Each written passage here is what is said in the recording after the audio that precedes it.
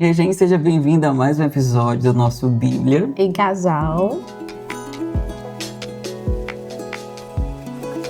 Hoje vamos fazer a leitura de Gênesis 17. Bora lá? Bora lá conosco. Quando Abrão tinha 99 anos de idade, o Senhor lhe apareceu e disse: Eu sou o Deus Todo-Poderoso. Ande segundo a minha vontade e seja íntegro. Estabelecerei a minha aliança entre mim e você e muito multiplicarei. Abrão prostou-se com o rosto em terra e Deus lhe disse: De minha parte, esta é a minha aliança com você. Você será o pai de muitas nações. Não será mais chamado de Abrão. Seu nome será Abraão, porque eu o constituí pai de muitas nações. Eu o tornarei extremamente prolífico. De você farei nações e de você procederão reis. Estabelecerei a minha aliança como uma aliança eterna entre mim e você e seus futuros descendentes, para ser o seu Deus e o Deus dos seus descendentes. A você e a seus descendentes darei toda a terra de Canaã, onde você agora é estrangeiro, como propriedade perpétua, e serei o Deus deles.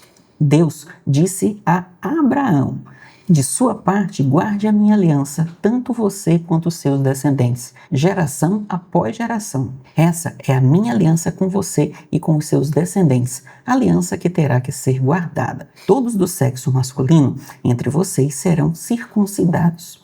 Vocês passarão a circuncidar a carne do prepúcio, e isso será um sinal de aliança entre mim e vocês. Para as futuras gerações, todo menino de 8 dias entre vocês deverá ser circuncidado, tanto nascidos em casa quanto comprados de estrangeiros. Com efeito, todos os que estiverem em sua casa deverão ser circuncidados. Assim, a minha aliança, que está em seu corpo, será uma aliança perpétua. Qualquer do sexo masculino que for incircunciso, que não tiver sido circuncidado, será eliminado do meio do seu povo. Quebrou a minha aliança.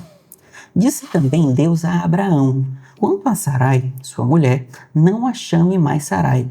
O nome dela será Sara. Eu a abençoarei e dela darei a você um filho.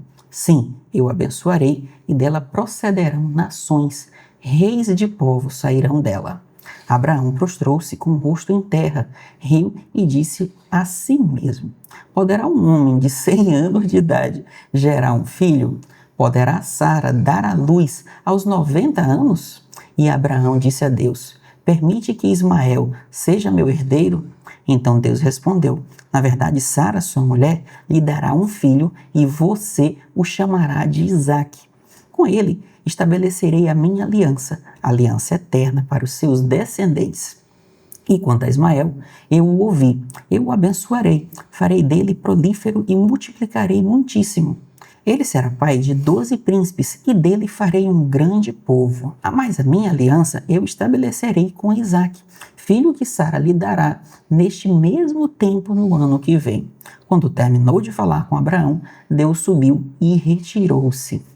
Naquele mesmo dia, Abraão pegou seu filho Ismael e todos os nascidos em sua casa e os que havia comprado, e circuncidou todos do sexo masculino, como Deus lhe ordenara. Abraão tinha 99 anos quando foi circuncidado, e seu filho Ismael tinha 13. Abraão e seu filho Ismael foram circuncidados naquele mesmo dia, e com ele foram circuncidados todos os de sua casa, nascidos nela ou comprados de estrangeiro. Amém. Amém. Vamos ler o resumo? Vamos para o resumo? Bora lá. Em Gênesis 17, Deus ele renova sua aliança com Abrão e marca um novo tempo para ele e para o seu povo.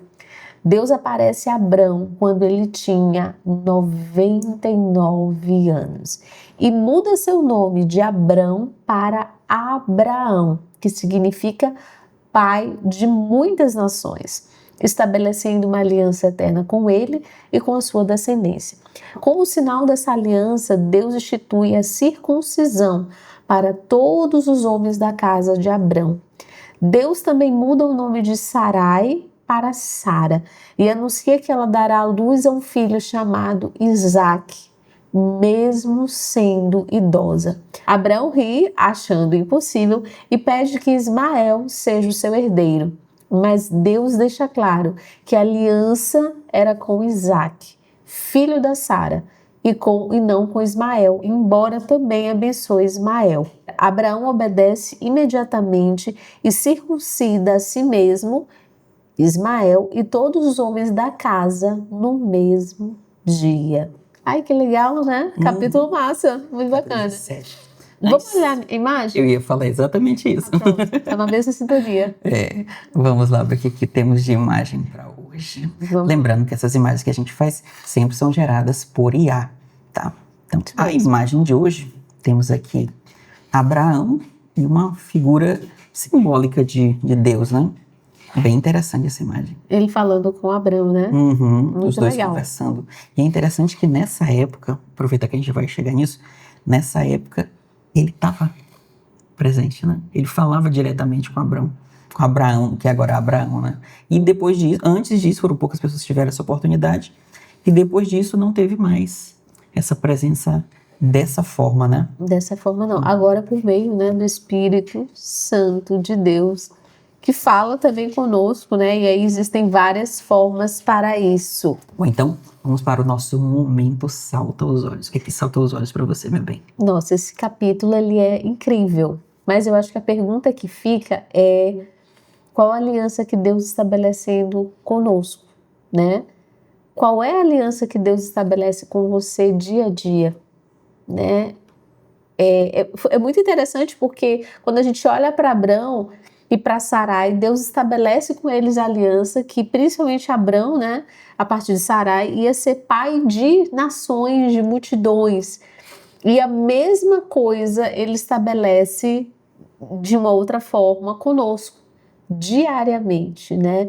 A aliança de que nós teremos vida eterna, a aliança que se nós realmente nos conectarmos com Ele, nós seremos salvos, se verdadeiramente obedecermos. Então Deus, Ele quer estabelecer por meio de Jesus uma aliança diária conosco.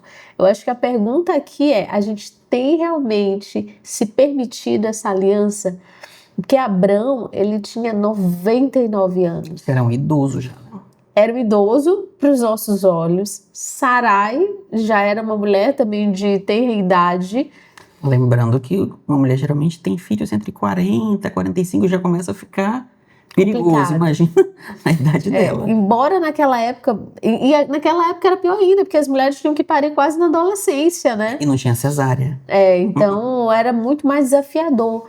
Mas quando Deus, ele estabelece uma aliança, é o que a gente pode aí saltar os olhos em relação aos aprendizados.